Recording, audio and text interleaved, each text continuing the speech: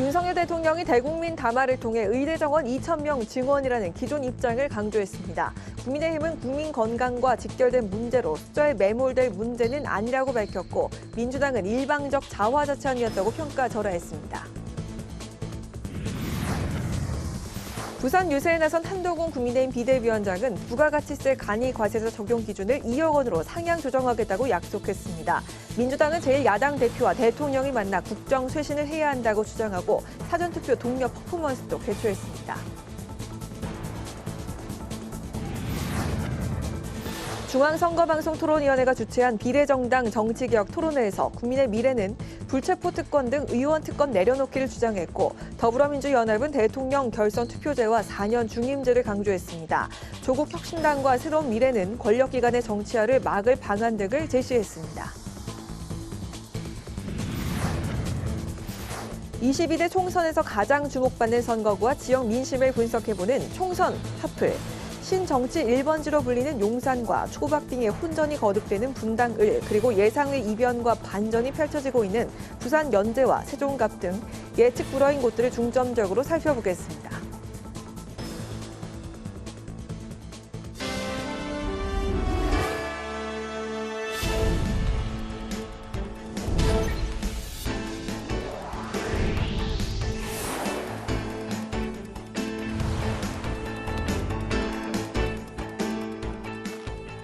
여러분 안녕하십니까? 4월 1일 월요일 국회 라이브 6 시작하겠습니다. 총선을 앞두고 여야는 오늘도 표심 잡기에 총력을 기울였습니다. 국민의힘은 오늘 비수도권 중 처음으로 부산을 찾았는데 민생 공약과 함께 지역 발전 공약도 발표했습니다. 민주당은 윤석열 정부와 국민의힘이 이번 선거에서 심판을 받아야 한다며 대통령이 제1야당 대표와 만나 국정 쇄신을 논의해야 한다고 촉구했습니다. 김지수 기자입니다. 오늘 비수도권 유세지인 부산을 처음으로 찾은 한동훈 총괄선대위원장. 한 위원장은 가계와 생계를 함께 꾸려야 하는 부모들을 위해 자영업자 육아휴직 제도를 도입하겠다고 밝혔습니다. 또 정부가 간이과세자 기준을 8천만 원에서 1억 400만 원으로 올렸는데 총선에서 승리해 이를 2억 원까지 파격적으로 올리겠다고 약속했습니다. 지역 공약도 발표했습니다. 산업은행의 이전을 반드시 해낼 겁니다. 가덕도 신공항 조기 완공할 겁니다. 민주당은 오늘 오전 선대위 회의를 열고 사전투표를 독려하는 퍼포먼스를 마련했습니다. 이 자리에서 김부겸 공동선대위원장은 민생경제 파탄과 오만, 굴욕 외교, 소통 부재로 윤석열 정부를 심판하겠다는 민심이 요동치고 있다며 제1야당 대표와 만나 국정 쇄신을 해야 한다고 주장했습니다. 선거 결과를 떠나서 대통령과 제1야당 대표가 만나서 대화하고 국정 운영의 큰 합의점을 찾아내야 합니다. 이런 가운데 윤석열 대통령이 오늘 대국민 담화를 통해 의대 정원 2,000명 증원은 최소한의 규모라며 기존 입장을 거듭 밝힌 데 대해 여야는 입장차를 보였습니다. 한동훈 위원장은 오늘 부산 유세 도중 의사 증원이 국민 건강을 위해 반드시 필요한 정책이라면서도 국민 건강과 직결된 문제이기 때문에 숫자에 매몰될 문제는 아니라고 밝혔습니다. 반면 민주당은 브리핑에서 윤 대통령이 또다시 주요 국정 현안에 대해 기자회견 대신 대국민 담화 형식을 택했다며 50분간 혼자 일방적으로 자화자찬하는 자리였다고 비판했습니다. 국회방송 김지수입니다. 중앙선거방송토론위원회가 제22대 비례대표 국회의원 선거 후보자 토론회를 열었습니다. 후보자들은 정치개혁 과제로 국회의원 정수 축소, 특권 폐지, 대통령 결선 투표제, 그리고 권력기관 개혁 등을 주장했습니다. 한규미 기자가 전합니다. 22대 국회의원 선거를 9일 앞두고 중앙선거방송토론위원회가 정치개혁과 대북정책 논의를 위한 토론회를 개최했습니다.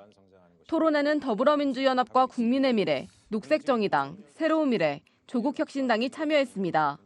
국민의 미래 김민전 후보는 정치개혁 과제로 국회의원 불체포 특권 폐지와 정수 50명 축소, 세종시로 국회 이전 등을 주장했습니다.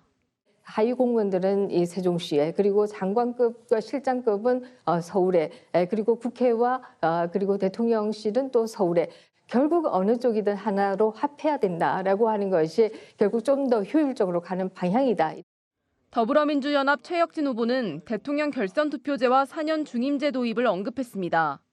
비례성 높은 선거를 통해서 정치의 문턱을 낮추고 많은 시민들이 정치 공간 안에서 자신의 목소리를 낼 수 있는 정치 환경을 만들자라고 하는 것이 저희 더불어민주연합의 목표이자 녹색정의당 김준우 후보는 대통령뿐만 아니라 지자체장과 국회의원까지 결선 투표제를 도입해야 한다며 정권 심판을 위한 대통령 국민소환제를 제안했습니다. 새로운 미래 신정현 후보는 검찰 권력의 정치화를 막아야 한다며 판검사의 선출직 환승금지법을 내세웠습니다. 조국혁신당 신장식 후보는 검찰과 국정원 등의 권력기관을 개혁해야 한다며 특검법을 주장했습니다. 대북정책 방향에 대해선 야당이 공통적으로 한미일과의 관계만 중요하게 여겨선 안 된다고 현 정부의 외교정책을 비판했습니다. 안보는 성과로 말합니다. 그런데 북핵 개발은 더 가속화되고 있고 20세기적, 냉전적, 시대착오적 사고, 한미일 삼각동맹 구축을 통해서 평화 문제를 해결하겠다는 윤석열 정권은 분명히 파산했습니다. 하지만 국민의미래 김민전 후보는 문재인 정부 시절 북한과 9.19 군사합의를 체결했지만 실질적 효과가 없었다며 현재 한미동맹을 통해 억제력을 충분히 유지할 수 있다고 반박했습니다. 국회방송 한규미입니다.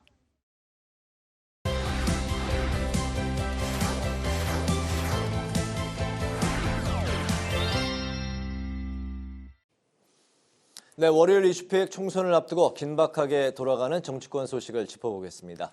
윤수빈 기자 나와 있습니다. 윤 기자 어서 오십시오. 네, 안녕하세요. 네, 오늘 윤석열 대통령이 대국민 담화를 했고 이 자리에서 의대 정원과 관련한 자세한 입장을 밝혔는데 어떤 메시지를 내놨는지 먼저 정리부터 해볼까요? 네, 의료 개혁을 주제로 한 윤석열 대통령 대국민 담화의 가장 큰 핵심은 의대 증원 문제였는데요. 네. 의사 증원 필요성에 대한 원칙을 다시 한번 강조하면서도 합리적인 방안이 있다면 증원 규모도 논의할 수 있다는 가능성을 열어뒀습니다. 즉 의대 증원은 불가피하다는 입장이지만 의료계의 과학적 대안을 갖고 대화에 나서달라고 촉구한 것입니다. 앞서 임현택 의협 회장이 의대 증원 백지화 그리고 박민숙 복지부 2차관 파면을 요구한 바 있는데요. 이에 윤 대통령은 선을 긋는 단호한 입장을 보였습니다. 제대로 된 논리와 근거도 없이 힘으로만 자신들의 뜻을 관철시키려는 시도는 받아들일 수 없다고 강조했습니다. 그러면서 불법 집단 행동을 즉각 중단하고 합리적 제안과 근거를 가져와야 한다고 밝혔습니다. 또 2,000명 증원의 정당성에 대해서도 설명했는데요. 2,000명이라는 숫자는 정부가 꼼꼼하게 계산해 산출한 최소한의 증원 규모라며 단계적으로 의대 정원을 확대하면 마지막에는 초반보다 훨씬 큰 규모로 늘려야 하기 때문에 지금과 같은 갈등을 매년마다 겪을 수밖에 없다고 밝혔습니다. 따라서 사전 논의가 부족했다는 일부 의료계의 주장은 사실 왜곡이며 구체적으로 의료계와 논의한 날짜와 내용까지 밝히기도 했습니다. 또한 의료계의 보상체계 개선 등의 막대한 재정을 투입하겠다고 밝혔고 의료개혁을 위한 대통령 직속 특별위원회를 설치하거나 사회적 협의체를 구성하자며 전공의 등의 대화 참여를 거듭 호소했습니다. 네. 의료 공백 우려가 커지면서 이제 갈등의 핵심인 2,000명 증원에 대한 중재안이 나올지에 대해서 이제 관심이 쏠렸었는데 결국 2,000명 증원의 정당성에 대해서 이제 설명하는 자리가 됐고 의대 증원 필요성에 대한 원칙을 이제 재차 강조한 자리가 됐네요. 네, 맞습니다. 의료 개혁은 윤석열 정부의 핵심 과제 중 하나인 만큼 이 의대 증원의 필요성을 거듭 설명하고 개혁을 차질 없이 추진하겠다는 의지를 보인 건데요. 다만 의료계가 구체적인 과학적 대안을 내놓는다면 증원 규모에 대한 재조정 가능성도 열어놨다고 볼 수 있습니다. 네. 앞서 지난 3월 24일에 한동훈 비대위원장이 전국의과대학 교수협의회 회장단과 직접 만남을 가진 뒤에 윤석열 대통령은 전공의들의 면허 정지 처분에 대해 유연한 처리와 의료인과의 대화를 추진해달라고 지시한 바 있죠.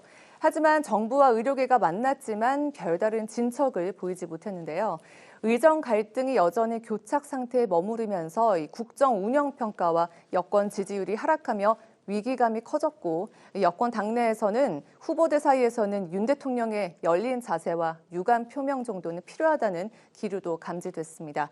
이에 윤 대통령이 직접 대국민 담화를 통해 어느 정도 부응했다는 해석이 나오지만 의대 정원 2,000명 증원 방침에 대해 입장을 고수하면서 현재 극명하게 갈리고 있는 정부와 의료계 간 갈등은 좀 더 지켜봐야 할 것 같습니다. 그렇군요. 국회의원 총선거가 이제 본투표 기준으로 아흘에 사전 투표가 불과 나흘 앞으로 이제 다가왔는데 여야 모두 한 목소리로 사전 투표를 독려하고 있죠. 네, 여야 모두 이제 사전 투표를 독려하는 그런 목소리를 내고 있습니다.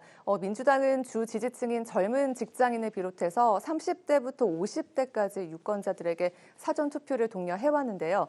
이번에도 적극적인 호소에 나서고 있습니다. 반면 국민의힘은 사전 투표 참여가 높을수록 야권에 유리하다는 판단에 상대적으로 소극적이었지만 이번엔 참여를 적극 권하고 있습니다. 국민의힘이 열세라는 내부 위기감과 부정선거 의혹 탓에 투표를 포기하는 지지층을 겨냥했다는 분석입니다. 결국 여야 모두 지지층을 투표장으로 많이 끌어내는 쪽이 유리하다는 판단인데요. 실제 유권자들도 사전투표에 많이 익숙해졌고 이 비중이 갈수록 높아지고 있다는 분석입니다. 지난 20대 총선에서 사전투표율은 12.2%였지만 21대 총선에서 26.7%를 보였고 지난 대선에서는 36.9%를 기록했습니다. 이렇게 사전투표율이 점점 늘어나면서 이번 선거에서도 더 올라갈 가능성이 크다고 볼 수 있습니다. 따라서 여야 각자 다른 행보를 보이면서도 이 사전투표만큼은 한 목소리를 내고 있습니다. 네, 사전투표율이 이제 자리를 잡았다라는 이제 평가를 받고 있는데 어쨌든 이번 총선의 중요 변수로 이제 또 떠오른 상황이고요. 한동훈 위원장이 지난 주말을 기점으로 해서 자세를 바짝 낮춘 모습을 보였다고요? 맞습니다. 한동훈 위원장은 좀 낮은 자세를 강조했습니다. 부족한 게 있다면 변할 것이다. 믿어달라며 잘못한 건 솔직히 반성하고 변화하겠다는 의지를 보였습니다. 네. 한 위원장을 비롯해 수도권 후보들도 집권 여당으로서 반성의 뜻과 개선 의지를 표하면서 기회를 달라고 읍소하고 있습니다. 한동훈 위원장 몸을 낮추고 지지를 호소하면서도 2조 심판론을 이어갔는데요. 민주당 이재명 대표와 야권 후보들을 강하게 비판하며 발언 수위를 높이고 있습니다. 이재명 대표의 과거 욕설 논란과 민주당 양문석 후보의 편법 대출을 언급하면서 도덕성 문제를 극대화시키고 있습니다. 반면 그간 강성 발언을 이어왔던 민주당 이재명 대표는 한 위원장의 정치 공세에도 대응하지 않는 모습인데요. 논란을 키우지 않기 위해 자제하는 걸로 보입니다. 지지자들을 향해서는 여당의 읍소 작전에 속으면 안 된다고 당부하기도 했습니다. 이재명 대표는 선거 유세 현장을 돌아다니면서 이동 중에는 틈틈이 개인 유튜브 방송을 통해 원격 유세 지원도 이어가고 있는데요. 범야권이 200석을 압승하게 될 거라는 예견에 대해서는 경계하는 태도를 보이면서 정권 심판론으로 막판까지 지지층 결집에 총력을 다하고 있습니다. 네, 여야 후보들의 부동산 관련 의혹이 점점 커지고 불거지고 있는 상황인데 특히 민주당의 양문석 후보의 편법 대출 의혹이 점점 더 커지고 있는 양상이네요. 네, 민주당 경기 안산갑의 이제 양문석 후보는 아파트 구매 과정에서 이 대학생 딸 명의를 이용해서 11억 원의 사업자금 대출을 받아 사기 대출 의혹을 받고 있는데요. 그런데 후보자 재산 신고액도 축소해서 보고했다는 정황도 드러났습니다. 재산을 신고할 때 공시가와 실거래가 중에 금액이 더 큰 것으로 기재하도록 명시가 돼 있는데 네. 양 후보는 약 30억 원에 매입한 아파트를 공시가인 약 20억 원으로 신고를 한 것입니다. 현재 양 후보의 사기 대출 의혹과 관련해서는 오늘 새마을금고 중앙회가 조사에 나섰는데요. 검사 결과에 따라 대출금 회수 조치까지 이루어질 수 있다고 합니다. 민주당은 별다른 대응 없이 개별 후보가 대응할 것이라고 선을 긋고 여론 흐름을 주시하고 있습니다. 네, 조금 전에 양문석 후보가 이제 자신의 입장을 냈네요. 아파트를 처분해서 새마을금고 대출금을 갚겠다 이런 입장을 이제 발표를 했는데 양문석 후보 외에도 다른 후보들의 부동산 문제도 거론이 되고 있네요. 네, 그렇습니다. 국민의힘에서는 이제 서울 동작갑에 출마한 장진영 후보의 특혜 대출이 논란인데요. 토지 매입 당시 아버지가 재직 중인 금융기관에서 특혜 대출을 받았다는 의혹이 제기됐습니다. 또한 장 후보가 다른 양평 토지를 사들이는 과정에서 8억 원의 대출을 받아놓고 이를 중앙선관위에 신고하지 않았다는 의혹이 추가 성과로 제기가 됐습니다. 또 민주당 광주 서구 을에 출마한 양부남 후보도 논란이 되고 있습니다. 20대 두 아들에게 서울 한남동 단독주택을 증여한 것을 두고 아빠 찬스라는 논란이 제기됐는데요. 양부남 후보는 증여 과정에서 편법이나 꼼수가 없었다며 반박한 상황입니다. 이렇게 총선을 앞두고 민심을 자극할 수 있는 후보들의 부동산 관련 논란이 증폭되면서 양당이 혼전을 거듭하고 있는 양상인데요. 이번 선거도 후보 자격 검증이라는 명분 속에 정책 경쟁은 사라지고 네거티브 전만 기승을 부리고 있다는 지적도 나오고 있습니다. 네, 오늘 이슈픽 여기까지 듣겠습니다. 윤수빈 기자와 함께했습니다. 수고 많았습니다. 감사합니다.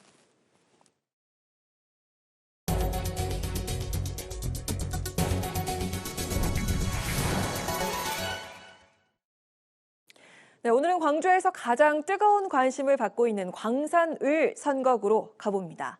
전통적인 민주당 텃밭인 이곳에서 현역의 민영배 후보가 경선에 승리하면서 본선을 확정졌는데 이곳에 진짜 민주를 보여주겠다는 정치 거물 이낙연 후보가 도전장을 냈습니다. 이소희 기자가 후보자들을 만났습니다.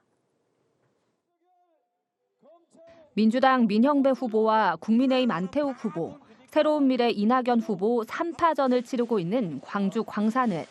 특히 민주당을 떠나 새로운 미래를 꾸린 이낙연 후보가 이곳에 출사표를 던지면서 더욱 관심받는 선거구가 됐습니다.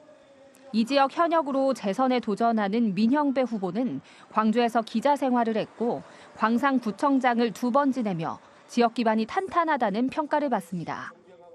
민 후보는 정권 심판과 검수완박을 내걸며 승리를 다짐하고 있습니다. 윤석열 검찰 독재 정권이 망가뜨려 놓은 국정 시스템을 재빨리 복원하겠습니다. 무엇보다도 검찰의 수사권을 완전히 박탈해야 합니다. 국민의힘 안태욱 후보는 지역을 잘 아는 일꾼으로 실용과 합리를 내세워 표심을 공략하고 있습니다. 안 후보는 30년 동안 일당 독재는 너무하다며 광주의 정치 지형이 바뀌어야 발전할 수 있다고 호소했습니다. 왜 민주당만 보십니까? 정말 참신하고 깨끗한 저 안태욱이 저 인정해 주십시오. 저 일할 수 있습니다. 지난달 광산을 출마를 발표하며 이곳을 격전지로 부상시킨 이낙연 후보. 5선 국회의원과 국무총리, 전남도지사를 지낸 정치 거인으로 새로운 민주를 내세워 민주 세력의 격돌을 예고했습니다. 총선이 끝나면 민주 세력의 재편이 이루어질 겁니다. 이 민주 세력 재편의 불씨를 광주에서 이렇게 태우고 싶다 하는 마음을 가지고 있습니다. 이곳 광산을은 평균 연령 39세로 젊은 층이 많이 사는 동네로 꼽히는데요. 후보자들은 2030을 겨냥한 다양한 공약을 내세웠습니다. 이 복합 쇼핑몰이 들어선 다음에 청년들이 특히 아이들이 충분히 놀 수 있는 공간을 같이 확보하고 중소상공업의 활성화 또 문화관광산업의 활성화 이런 것들을 기반으로 해서 많은 일자리를 만들어내고 여기 산단의 현대화가 시급합니다. 우리 청년들의 눈높이에 맞는 직장을 많이 만들어낼 수 있는 미래 산업을 유치하고 싶습니다. 후보자들은 미래 먹거리가 부족한 광주에 AI 산업과 미래차 산업을 유치하고 산단 특구 지정 등을 관철시켜 광주를 대폭 발전시키겠다는 의지를 보였습니다. 이 밖에 민 후보는 에너지 메가시티 조성을, 안 후보는 국회의원 세비 60% 반납을, 이 후보는 광주 군공항 이전을 추진하겠다고 공약했습니다. 국회방송 이소희입니다. 네, 그리고 살펴볼 격전지는 1기 신도시와 2기 신도시가 함께 자리한 경기도 성남시 분당 갑입니다. 경기도의 강남이라고 불릴 만큼 보수세가 강한 곳인데요.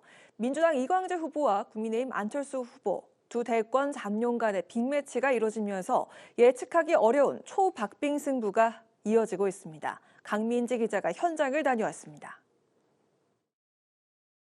2022년 보궐선거로 들어온 현역 안철수 후보와 전략 공천을 받고 새롭게 도전하는 이광재 후보가 맞붙는 곳, 이곳은 분당 갑입니다.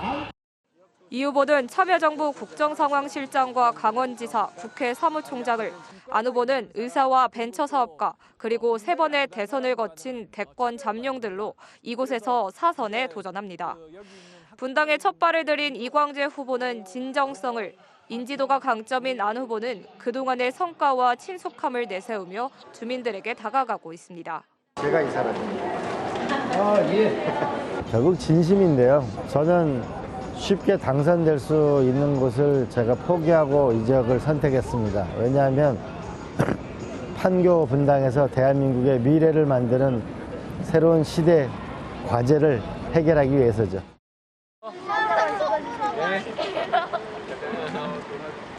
저는 1년 반 동안 4년 이상의 일을 해왔다고 자부합니다. 지금은 이제 시작하는 일들도 많지만 반드시 끝에 마무리 짓고 성과 내는 일까지 열심히 하겠다. 분당갑은 진보세가 강한 경기도에서 많지 않은 여당 강세 지역으로 20대 국회를 제외하고 보수 정당이 내리 당선된 곳입니다. 지난 대선과 지선에서도 국민의힘의 손을 들어줬습니다. 하지만 이곳 판교 신도시에 2030 세대들이 유입되면서 최근 진보세가 높아지는 추세로 지난 21대 선거에서도 차이가 0.72%포인트밖에 나지 않았습니다. 최근 지지율도 엎치락 뒤치락하는 등 오차범인의 초접전 양상을 보이고 있습니다. 강원도지사도 하시고 국회의원도 하시고 여러 경륜이 또 좀 안철수 후보님보다는 더 좀 많은 것 같아서 하여튼 좀 기대는 하고 있습니다. 더 부정적인 그런 일도 안 하실 거고 또 교수직을 계셨잖아요.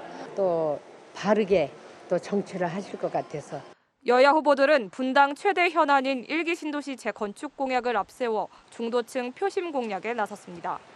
직접 30년이 넘은 시범단지 아파트로 이사한 이광재 후보는 정치력을 통한 신속한 재건축 추진을 약속했고 1기 신도시 특별법을 대표 발의해 통과시켰던 안철수 후보는 집권 여당의 책임감과 실천력을 강조했습니다. 여야 정치인들을 설득하고 중앙정부를 설득해낼 수 있는 정치력 그리고 행정력을 갖고 있는 거라고 볼 수 있겠습니다. 시장님도 우리 여당이고 그리고 또 시의회도 우리가 다수당입니다. 그런 점에서는 굉장히 속도 빠르게 진행할 수 있는 거죠.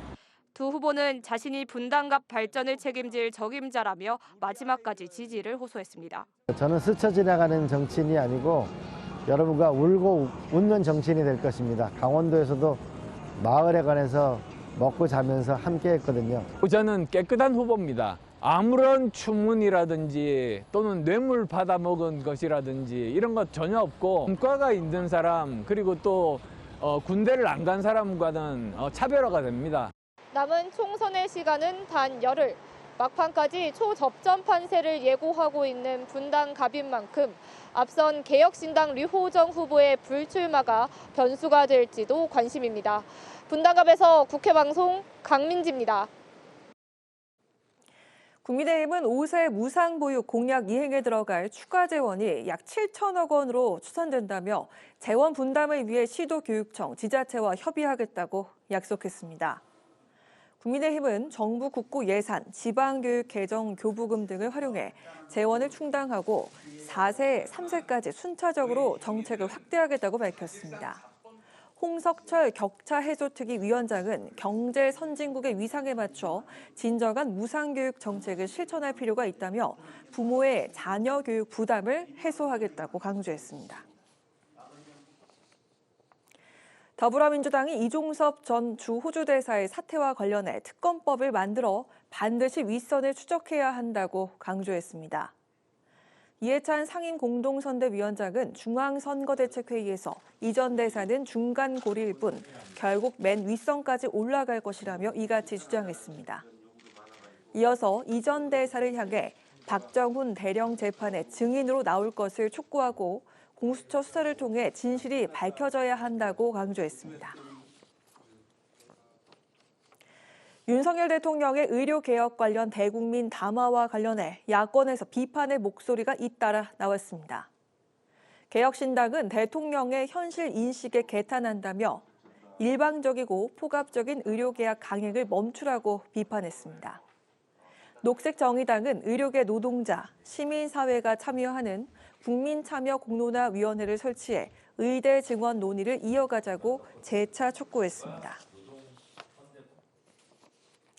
국회가 지난 주말 이틀간 여의도 봄꽃축제와 함께 국회 봄날 행사를 개최했습니다.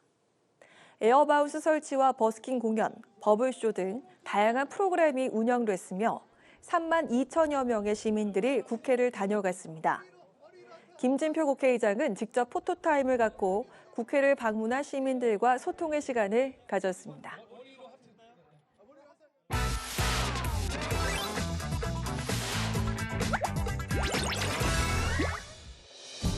4월 1일 강아랑이 전해주는 정치권의 뜨거운 말말말 강아랑의 정치랑입니다. 오늘 첫 번째 주제는 무상공약 줄줄입니다. 총선이 임박해오자 더불어민주당과 국민의힘이 무상공약 정책을 앞다퉈 쏟아내고 있는 분위기입니다. 국민의힘은 늘봄 학교로 시작된 국가 책임 교육을 영유아 무상보육으로 떼하여 0세에서 12세 국가 책임 교육 돌봄을 완성하고자 합니다. 공립대와 전문대는 전액 무상으로 4년제 사립대는 반값 등록금을 실현하겠습니다.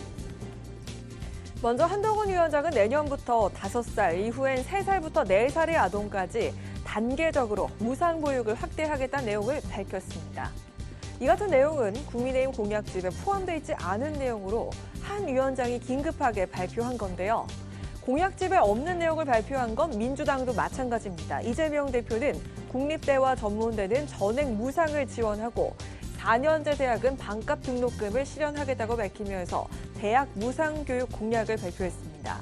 민주당도 공약집에는 대학생 장학금 지원 확대 내용만 담겼을 뿐 무상교육에 관한 공약은 없었습니다. 선거가 불과 열흘도 채 남지 않은 상황에서 마음이 급해진 정당 대표들이 표심을 사기 위해서 선심성 공약을 내놓은 건 아니냐는 지적도 있습니다. 양당 선대위 측은 공약집에 없는 내용일지라도 참모들과 충분히 논의했기 때문에 탄탄한 정책이다라는 입장인데요. 무상보육과 무상교육, 누군가에게 절실할 수 있는 정책이죠. 이슈를 띄우기 위한 정책에 그치지 않고 공약을 실현시키는 모습까지 기대를 해보겠습니다. 이어서 두 번째 주제는 60초 전쟁입니다. 공식 선거운동 기간에만 볼 수 있는 게 바로 정당의 광고죠. 이번 총선에서도 각 당에선 짧은 시간 안에 유권자들의 마음을 사로잡기 위한 아이디어 전쟁을 펼치고 있습니다. 자, 먼저 민주당은 이재명 대표를 내세워서 영화 예고편 형식으로 홍보 영상을 만들었습니다. 실제 유세 장면을 조각조각 모아서 정권 심판론을 강조했습니다. 서울 양평 고속도로 종점 변경. 명품 가방을 선물로 받는 김건희 여사의 계좌와 돈이 주가 조작 세력에게 국민이 맡긴 예산으로 사적 이익을 세웠기 때문에 이제 너희들을 각오다. 네, 국민의힘도 한동훈 위원장을 앞세운 홍보 영상을 공개했는데요. 직관적인 메시지를 담아서 공약을 실천하겠다면서 일하는 정당의 이미지를 강조했습니다. 국회의원 수를 줄인다고? 아니 못하지. 지금 합니다. 정치개혁 국민의힘이 지금 합니다. 기호 2번 국민의힘. 새로운 미래는 당의 상징인 민트색 페인트를 거대 양당의 색깔 위에 새롭게 덧칠하는 광고를 선보였습니다. 이를 통해서 메시지를 던졌습니다. 국민은 묻습니다. 어디에 있습니까? 거기 없어요. 지금 우리에게는 새로운 미래가 필요합니다. 검찰 독재와의 싸움에 가장 앞에 설 사람. 녹색정의당은 이번 총선에서 광고를 내지 않기로 했고 개혁신당과 자유통일당은 광고 제작 여부를 검토 중이라고 밝혔습니다. 앞서 보신 광고들은 TV에서 볼 수는 없고 온라인에서만 보실 수가 있는데요. 선거법상 비례 후보를 낸 정당만 광고를 허용하고 있기 때문입니다.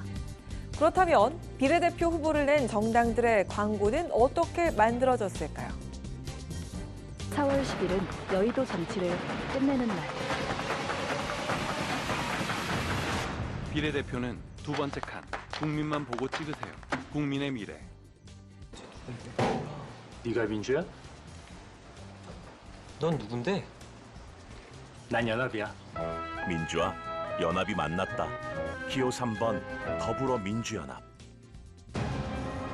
누군가는 불의를 깨부숴 조국 혁신의 길을 만들어야 하기에 가장 뜨거운 심판, 조국 혁신당.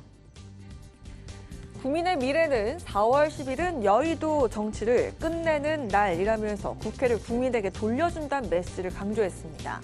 더불어민주연합은 민주와 연합이 만났다는 영상으로 민주당의 비례정당임을, 조국혁신당은 정권 심판에 방점을 찍었습니다. 짧게는 30초에서 길게는 60초에 이르는 시간 동안 정당들은 이번 총선의 의미와 정책을 각인시키기 위해 아이디어 전쟁을 벌이고 있는 모습입니다. 지금까지 강아랑의 정치랑이었습니다.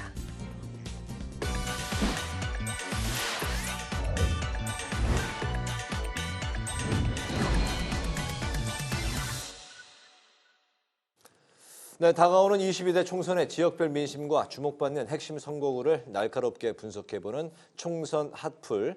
이종훈 정치평론가, 김성환 시사평론가 두 분과 함께하겠습니다. 어서 오십시오. 안녕하세요. 안녕하세요.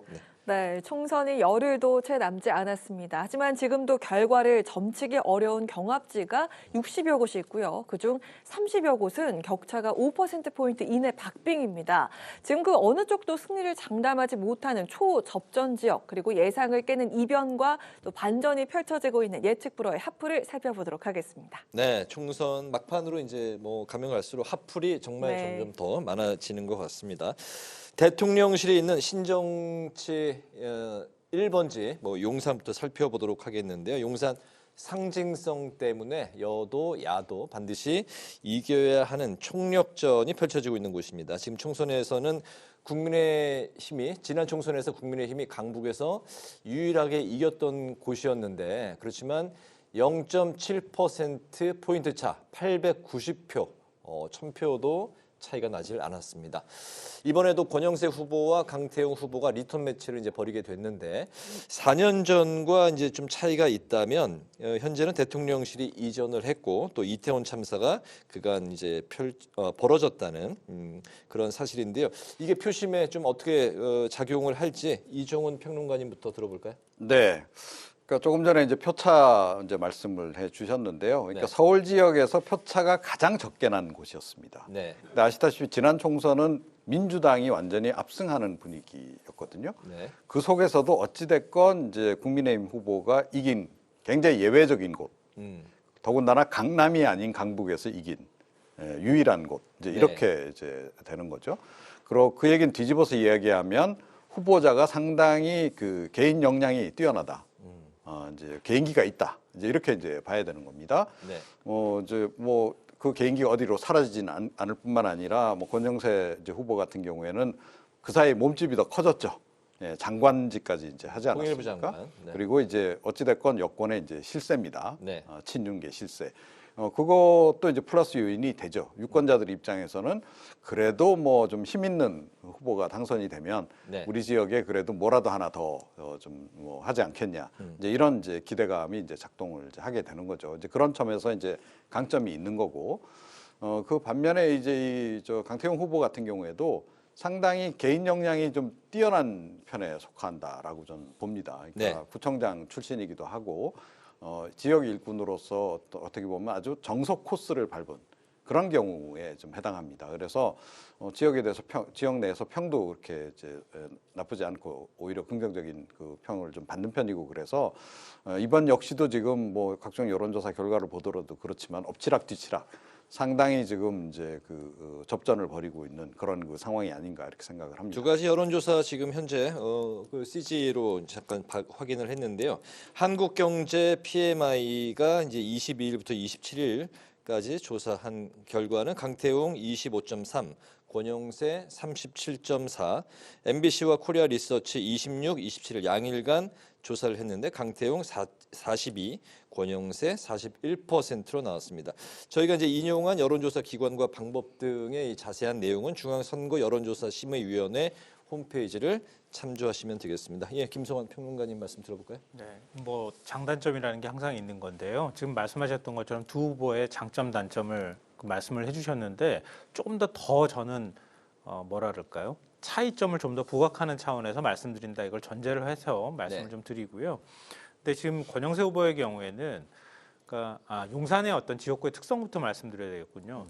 용산은 경부선 철도를 중심으로 해서 서쪽은 좀 진보세가 강하고요. 서북 쪽은 그리고 동쪽은 좀 보수세가 강한 이런 편이거든요. 네. 그걸 일단은 머릿속에 지도를 그리시고 말씀을 좀 들어주셨으면 좋겠고요. 근데 지금 권영세 후보의 경우에는 몸집이 커졌다고 말씀하셨지만 일반적으로 언론에서 용액관이라고 불리잖아요. 그러니까 윤석열 정부의 장관, 초대 장관을 지냈기 때문에 네. 그게 사실은 굉장히 큰 장점으로 작용해야 되는 거죠. 왜냐하면 집권 한 3년 차쯤에 지금 치러지는 총선이기 때문에. 그런데 또 역으로 생각하면 정권 심판론이 불고 있는 상황에서는 그게 일종의 발목을 잡는 요인이 될 수도 있다. 이렇게 평가할 수도 있다고 봐요. 네. 그런데다가 지금 강태웅 후보가 지역을 굉장히 잘 닦은 편에 속하거든요. 아까 정석 코스를 밟았다 이렇게 말씀하셨던 것처럼 네. 그런 면에서 지역 인지도가 적지 않다. 그리고 지난 총선 때도 출마해서 890표 차밖에 나지 않을 정도로 지역민들한테 일단 표를 받은 전력이 있는 거잖아요. 그런 면에서는 지역민들이 다시 한번 고민할 여지가 있을 것이다 이렇게 보이고요. 그게 두 번째 요인이 된다고 하면 네. 세 번째 요인은 이태원 참사 문제입니다. 제가 앞서 말씀드렸던 것처럼 경부선 철도를 중심으로 해서 동쪽의 경우에는 보수색이 강하다고 말씀드렸잖아요. 그 동쪽이 이태원동 있는 쪽입니다. 그러니까 후암동은 좀 그 진보세가 조금 강한데요. 지금 동쪽에 보수세가 있는 쪽이 이태원 쪽인데 이태원이 이태원 참사가 일어난 곳이기도 하단 말이에요. 그러니까 그 지역에서 어떤 표심을 보이느냐에 따라서 아마 이번에 색깔이 좀 바뀌는 현상이 나타날 수도 있겠다 이런 생각이 듭니다. 그러니까 지금 초박빙인 상황이기 때문에 어느 쪽이 유리하다 불리하다 이렇게 말씀드리기는 어렵지만 네. 객관적인 상황으로 봤을 때 만약에 정권 심판론이 서울 지역에서 거세게 분다고 하는 전제가 있을 때에는 이게 권영세 후보의 입장에선 좀 불리한 요인으로 작용할 여지가 있다 이렇게 보입니다. 네, 자 다음 지역은요 분당을입니다. 분당을에서 윤 대통령과 이재명 대표의 대리전이라고 불리는 찐윤 대 찐명 대결이 펼쳐지고 있죠. 대통령실 홍보수석을 지낸 김은혜 후보와 7인의 멤버인 김병욱 후보. 지금 그 이색 선거 운동으로 화제가 되고 있는데 김은혜 후보는 자동차 CF 패러디를 했고요. 그리고 우리 그 김병욱 후보는 복근을 공개했습니다. 그 바디 프로필 보셨죠? 나 아주 놀랐는데 네, 이런 것들이 화제가 되고 있는 그런 상황입니다. 후보 개인의 면면보다는 그 정권 심판론 대 야당 심판론 요 선택이 초접전의 승부를 가를 거라는 분석이 있는데 어떻게 보십니까? 여러 결로 설명이 돼야지 되는 지역인 것 같아요. 왜냐하면 분당 가불이 있잖아요. 네. 분당 가불이 모두 보수색이 강하다고 얘기하는데 굳이 보수색으로 말하면 분당 을이 보수색이 더 강하다고 하는 얘기를 들어왔어요. 네. 그 정도로 보수색이 강한 지역이거든요. 근데 그런데도 불구하고 민주당 후보가 이겼단 말이에요. 김병욱 후보가 지난번 이제 21대 총선 때 그때 김민수 후보를 사실 여론조사에서는 뒤처지는 걸로 나왔어요. 근데 막상 투표함 열어놓고 보니까 한 2%포인트 차 정도로 이겼단 말이에요. 그러니까 일종의 뒤집은 거예요. 네. 근데 그렇게 얘기할 때 이 선거 결과를 어떻게 해석해야 되나 많은 얘기가 나왔을 때 개인기다 이렇게 얘기를 했어요. 그만큼 보수색이 강한 지역인데 그걸 뚫고 올라올 정도면은 개인기가 있었기 때문이다 이렇게 설명을 했거든요. 네. 근데 그 후보가 지금 다시 나왔단 말이에요.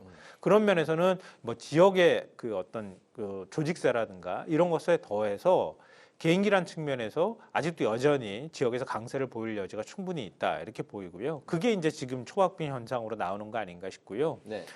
그리고 지금 김은혜 후보의 경우에도 역시 똑같이 용액관 출신이잖아요. 그러니까 홍보수석을 지냈고요.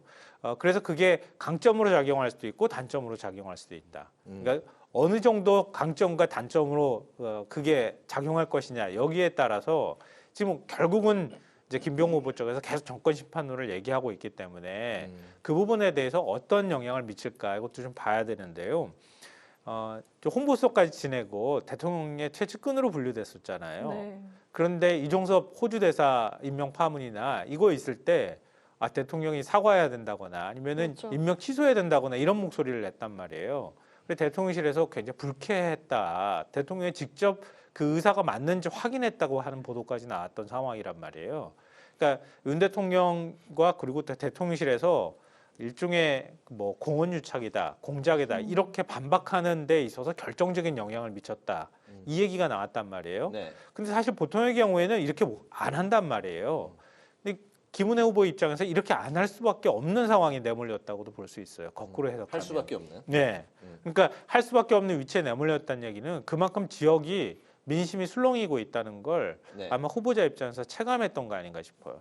그런 요인으로 보면 그러니까 보수색은 굉장히 강한 지역인데 김병욱 후보의 개인기 그리고 김은혜 후보가 이렇게까지 밝힐 수밖에 없었던 어떤 지역 민심이나 이런 것들 감안해 보면 이건 진짜 지난번 21대 총선 제가 말씀드렸잖아요. 투표함 10대까지는 아무도 모르는 상황일 것이다 이렇게 생각합니다. 네, 김은혜 후보가 약간 앞서고 있긴 하지만 그야말로 접전입니다. 어떻게 네. 보셨습니까?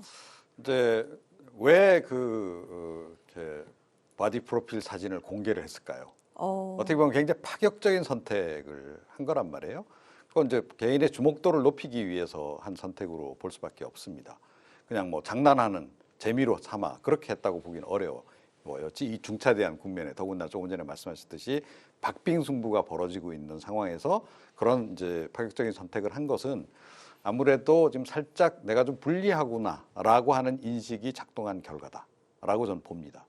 그러니까 뭐 지금 각종 여론조사 결과도 이제 뭐 이제 나온 게 있습니다만 보면 굉장히 근소한 차이예요. 근소한 차이로 대체로 보면 그래도 김은혜 후보가 약 우세로 지금 나타나고 있는 그런 그 국면이거든요. 네. 그러니까 이제 뭐 그 얘기는 아까 뒤집어서 이제 얘기하면 보수 그 사실이 토양이 좋은 데서도 고전을 하고 있다라고도 볼 수 있지만 그래도 뭐 어찌 됐건 그 지역의 특성이나 이런 것들을 이제 감안하고 또 김은혜 후보의 또 개인적인 역량 이런 것까지 좀 더해져서 그래도 지금은 약간 우세한 판세가 좀 진행되고 있는 것으로 그렇게 봐야 되지 않을까 이렇게 좀 생각을 하고요.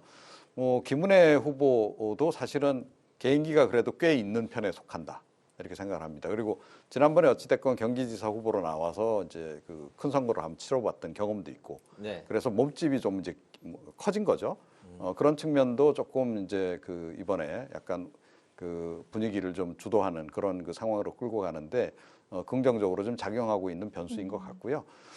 저는 뭐 오히려 이 지역이야말로 그러니까 개인기가 좀 많이 끝까지 작동할 가능성이 높은 그런 상황이 아닌가 이렇게 생각을 하고 있습니다. 네, 알았습니다.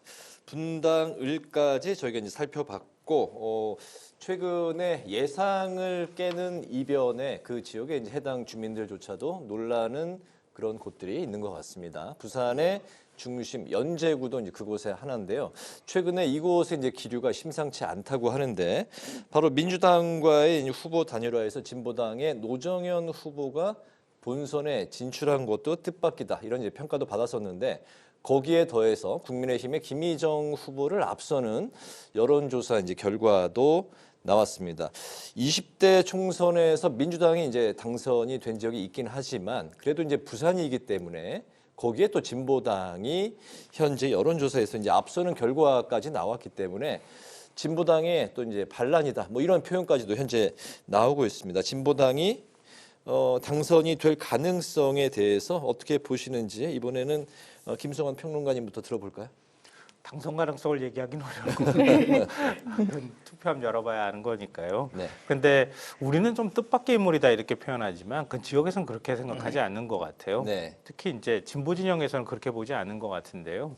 왜냐하면 한 20년 동안 풀뿌리 활동을 해왔다 이렇게 얘기를 해요. 그러니까 연재 구의원을 2번을 지냈고요. 그러면 더 이미 8년이잖아요. 그리고 대학 졸업 후에 마을 노인학교 교장을 지냈다 그래요. 그리고 구의원을 지낼 때 힘들고 어려운 자리에는 꼭 나타나더라 이런 말이 있을 정도로 그렇게 꾸준히 일을 많이 했다고 하는 것 같아요. 그러니까 예를 들면 아무리 부산이 민주당세가 약하다 하더라도 민주당하고 진보당세를 비교를 하면 또 안 되잖아요. 근데 다 후보 단일화 여론사를 했는데 그냥 민주당 후보를 꺾었단 말이에요. 이성문 후보를 꺾고 그리고 이성문 후보가 거기에 깨끗이 승복하는 모습을 보였고 그리고 선대위원장을 지금 또 맡고 있기도 하거든요. 그러니까 우리 입장에서는 새로운 인물처럼 보이지만 연제구에서는 이미 아주 오래된 정치인, 아주 오래된 지역 활동가로 알려져 있는 인물이다. 그러니까 민주당 후보를 꺾은 것이다 이렇게 봐야 될 것 같고요. 그리고 김희정 후보의 경우에는 국회의원 한번 지냈단 말이에요. 그러니까 인지도 면에서 사실 별로 밀리지 않는 상황이라는 거죠. 근데 그런 면에서는 좀 오히려 김희정 후보가 왜 지역에서 이 정도밖에 지역 바닥을 닦지 못했을까 하는 생각은 또 한편으로 들기도 합니다. 근데 연제구라고 하는 특성이 좀 작용하고 있는 것 같아요. 그러니까 부산에서 민주당 의원이 최근 몇 번의 총선을 거쳐서 민주당 의원이 당선된 지역구가 몇 곳이 되느냐 이렇게 세보면은요 얼마 안 돼요. 손가락으로 꼽을 정도거든요. 보통 우리가 낙동강벨트라고 하는 지역 말고 남을하고 연제 이렇게밖에 못 꼽아요. 그 얘기는 뭐냐면 연제구가 그만큼 중산층이 많이 살고 있는 지역이고 또 지역의 풍향계 역할을 할 수 있을 만큼 어떤 국민들의 여론이 흘러가는 대로 굉장히 민감하게 거기에 반응하고 있다 이렇게 봐야 되거든요. 네. 네. 그러니까 김혜영 의원이 당선될 수 있었던 거거든요.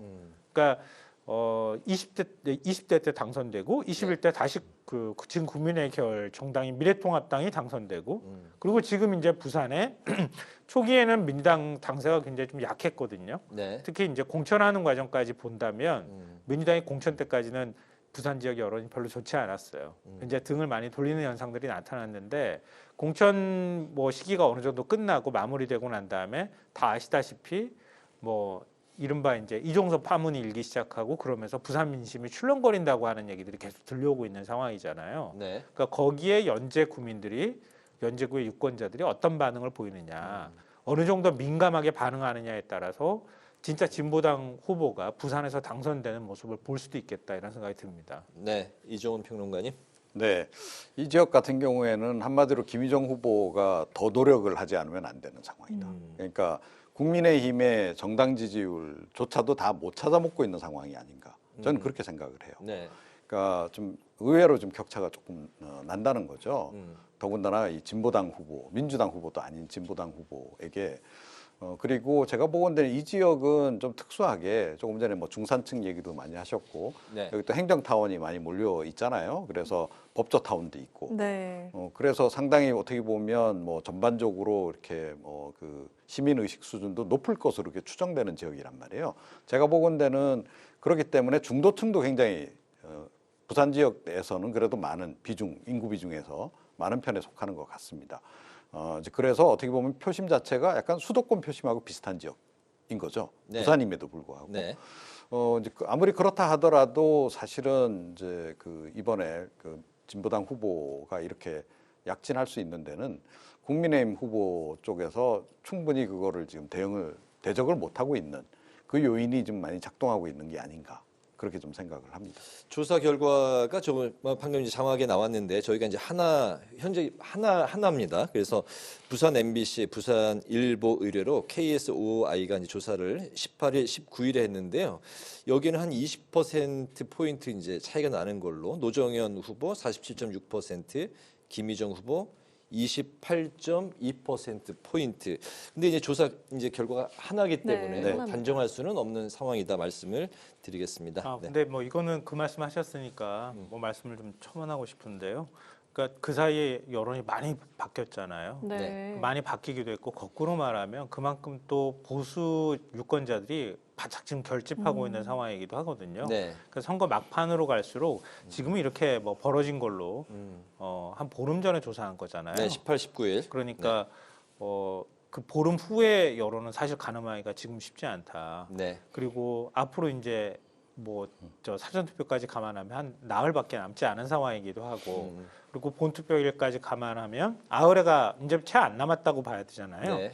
그 사이에 여론들은 많이 출렁거릴 거기 때문에 어느 쪽이 결집하느냐 또 부산 지역의 정권 심판론이 어느 정도 불 것인지 말씀하셨던 것처럼 지역에서 어느 정도 인지도를 가질 것인지 어떤 인물로 평가받을 것인지 여기에 따라서 굉장히 숫자는 많이 달라질 수 있겠다. 그 말씀을 좀 드립니다. 네. 네, 그리고 막판에 아주 흥미로운 곳으로 떠오른 반전 핫플도 있습니다. 바로 세종갑인데요.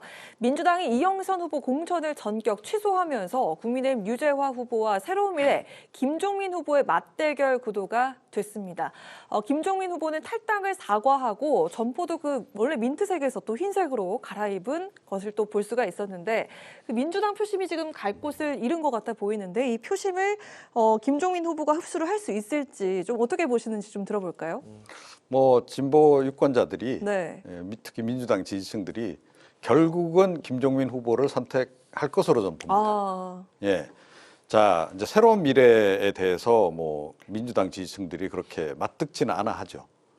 약간 좀 배신의 한 사람들이다. 네. 이런 이제 얘기도 호남 쪽에서도 돌고 있고 이제 그런 건 맞는데 그런데 최근에 이제 조국 혁신당이 이제 뜨고 조국 대표가 이제 나서면서 사실은 그쪽으로 많이 지금 이제 진보 지지층 내지 민주당 표심이 몰리고 있다라는 말이죠.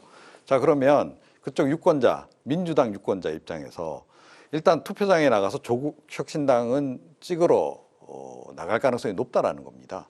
근데 나가서 그러면 정당 투표만 하고 들어올 것이냐 하는 거죠.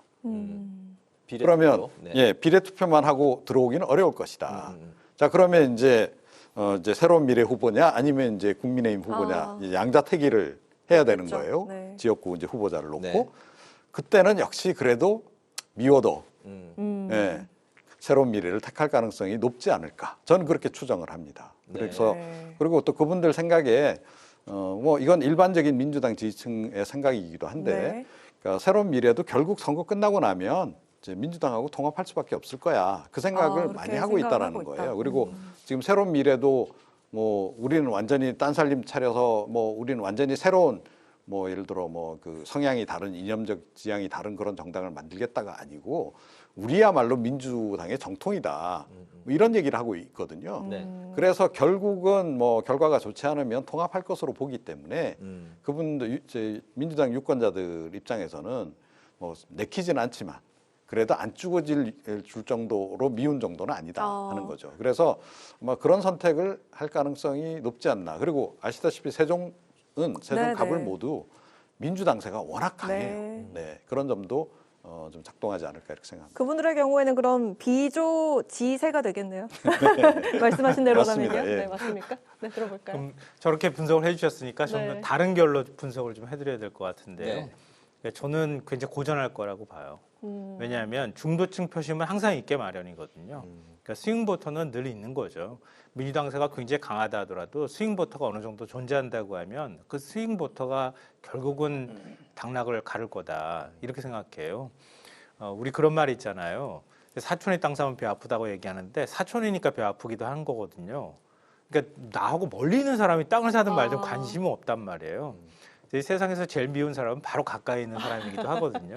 근데 그 마음들이 사실 반영이 된다고 하면 김종민 후보한테 민주당 지지자들이 그냥 다 가지는 않을 가능성이 있다. 이렇게 보이고요. 뭐 항상 얘기 나오는 거지만 조국혁신당 얘기 나올 때 많이 하거든요. 조국혁신당만 찍고 나올 거야 이렇게 얘기하시는 분들이 있기 때문에 이제 그분들이 그래도 김종민 후보 이렇게 찍지 않을 가능성도 사실 일부분이 있다고 보이고요. 그리고 지난 총선 때 홍성국 후보하고 김중로 후보하고 24%포인트 차가 났거든요. 근데 그래도 김중로 후보가 아무리 민주당세가 강하다 하더라도 30% 초반 정도는 받았어요. 그러니까 지금 이번에 국민의힘 후보가 30% 초반대를 받는 상황에서 민주당 지지자들이 적극적으로 김정민 의원 쪽으로 안 움직이게 될 경우에는 중도층에서 어느 정도 표심이 몰려주느냐에 따라서 이건 김종민 의원한테 오히려 불리하게 작용한다고 말하기는 어렵겠지만 김종민 의원이 당선이 안 될 가능성도 여전히 있다. 근데 이거는 앞에서 말씀하셨기 때문에 제가 일부러 정반대 입장에서 말씀을 드린 겁니다. 감사합니다. 현재 뭐 아흘에 이제 그 총선 투표가 남은 상황에서 어느 후보가 좀 유리할 것 같다, 어느 후보가 좀 뭐 더 가까이 있다 이렇게 그 말을 하는 게 굉장히 이제 조심스러운 상황인데 어쨌든 세종갑 한 40%에 이르는 그 유권자가 아직 결정을 못한 그런 상황으로 여론조사 결과에는 이제 나타났습니다. 향후 이제 어디로 흘러갈지 아흘에 이제 후에 이제 판명이 날 것 같습니다. 다가오는 22대 총선의 지역별 민심과 주목받는 핵심 선거구를 날카롭게 분석해보는 총선 핫플 이제 마칠 시간이 됐습니다. 지금까지 이종훈 정치평론가, 김성환 시사평론가 두 분과 함께했습니다. 말씀 잘 들었습니다. 감사합니다. 고맙습니다. 오늘 국회 라이브 6 여기까지입니다. 시청해주신 여러분 고맙습니다.